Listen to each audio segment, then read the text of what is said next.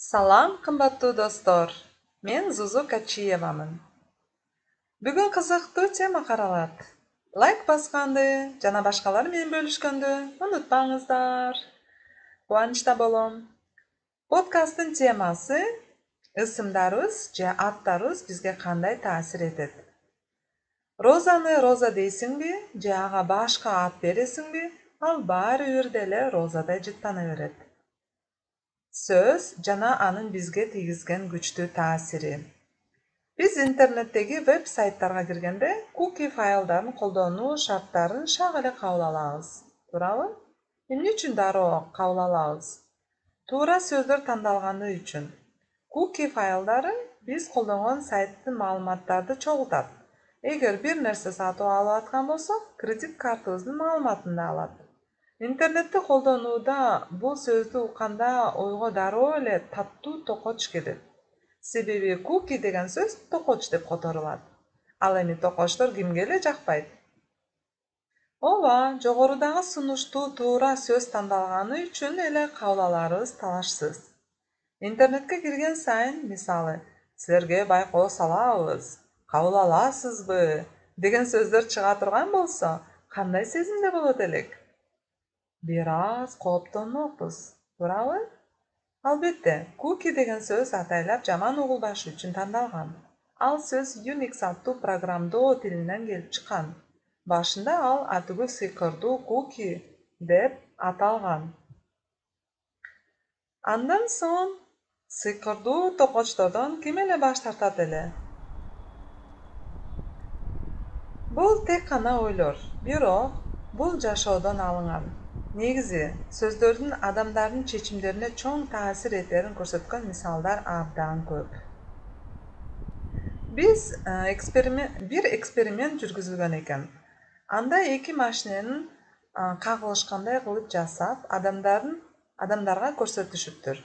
Алар байкоочулардын машинелер кагылышканда саатына канча километр жүрүшкөнүн сурашкан.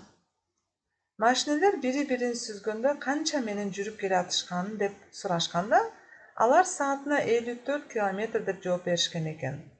Ал эми алар бири-бири менен катуу кагылышканда канча менен жүрүп келатышканын деп сурашканда, алар саатына 65 километр деп жооп беришкен экен. Анда адамдардын жоолуна көргөн нерсеси эле эмес, тандалган сөздөр да таасир этет экен деп жыйынтык чыгарсак болот. Мындан тышкары, алардан машинелер сүзүшкөндө айнек сындыбы эле деп сурашканда, 14% ооба деп жооп бериштир.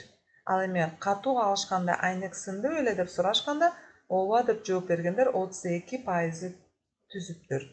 Бирок чынында эле жерде эч кандай деле айнек сынган эмес. Муну жөн эле сурап койгондуктан алар айнек сынды деп ойлоп алышкан.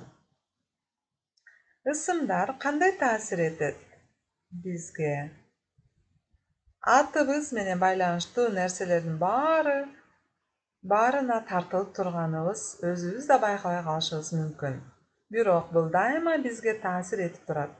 Силер урагандын алфавиттик тартип менен адамдардын аты менен аталарын жакшы билет чыгарсыңар. Изилдөөчүлөр 1998 жылдан тартып 2005 жылга чейин болгон Атлантика океандын 7 каргашалуу ураганынан кийин Кызыл Крестке түшкөн акчалай тартууларды изилдеп көрүшкөн экен. Изилдөөдөн бул нерсе айкын болгон.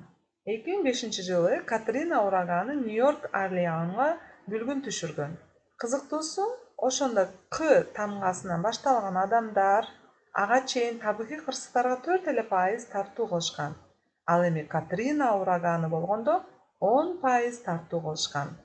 Бул мурункудан 150%га көбүрөөк болгон. Элестетсеңер, бул өз ысымыңдын адамдын иш аракетине тийгизген таасири деп аталат экен. Мисалы, адамдар өздөрүн байкабай эле ысымынын баш тамгасы менен башталган көчөлөрдө жашоону чечиши мүмкүн. Же бир нерсе сатып алууда ошол тамгалуу фирмалардан тандашат. Ошондой эле өз ысымы менен аталган белгилүү адамдардай болгусу келет.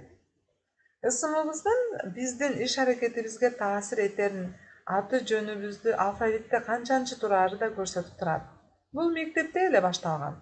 Мисалы, фамилиясы Ныдан Яга чейин тамгалар менен башталган адамдар фамилиясы Адан Мга чейин адамдардын адатынча кайсы бир нерсени биринчи баштайт деп күтүшөт экен. Ал эми фамилиясы Адан Мга чейинки адамдар дайыма биринчи болуп суралгандыктан бир нерсени күтүү кыйынга турат.